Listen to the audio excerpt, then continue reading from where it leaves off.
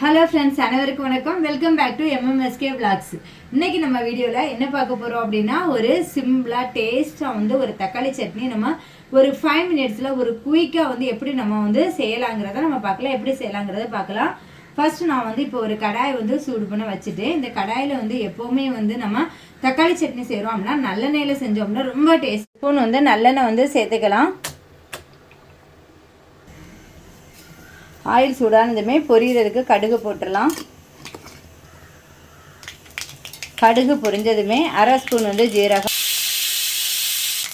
Flavour நல்லா கொடுக்கக்கூடியது இந்த எள்ளு, ஒரு ஸ்பூன் எள்ளு சேர்த்துக்கலாம்.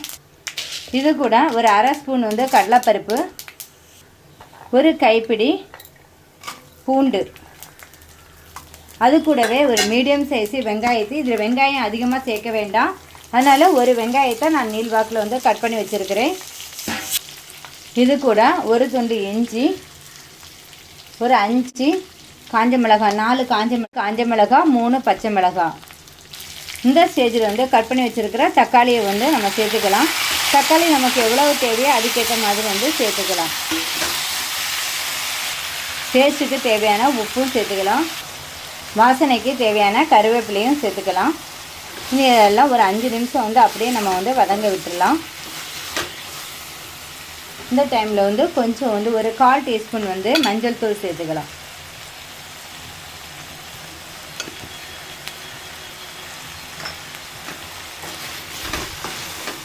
இனி இது ஒரு 5 நிமிஷம் அப்படியே வதங்க விட்டுடலாம்.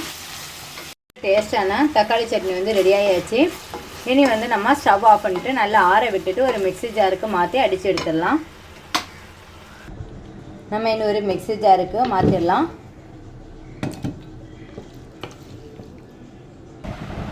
நம்ம இப்போ அரைச்சி எடுத்தாச்சு. இனி இது கொஞ்சம் மேலே தாளித்து விட்டுட்டோம்னா ஒரு டேஸ்டான தக்காளி சட்னி ரெடி ஆயிரும். கடாயில் வதக்கணுமோ அதே கடாயிலே தாளித்து விட்டுடலாம். ஒரு ஸ்பூன் நல்லெண்ணெய் எடுத்துக்கலாம்.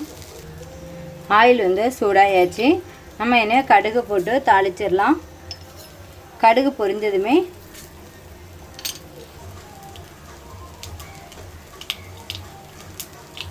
கடுகு பொரிஞ்சிடுச்சு. நம்ம கொஞ்சம் வாசனைக்கு கருவேப்பிலையே சேர்த்துக்கலாம்.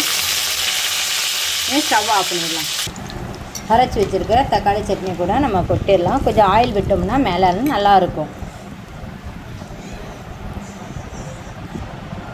இது நம்ம ட்ராவல் பண்ணும்போதெல்லாம் எடுத்துகிட்டு போனோம். இந்த மாதிரி செஞ்சு எடுத்துகிட்டு போனோம்னா ரொம்பவே ட்ராவலில் வச்சு சாப்பிடும்போது டேஸ்ட்டாக இருக்கும். கண்டிப்பாக உங்கள் வீட்லேயும் இந்த மாதிரி ட்ரை பண்ணி பாருங்கள்.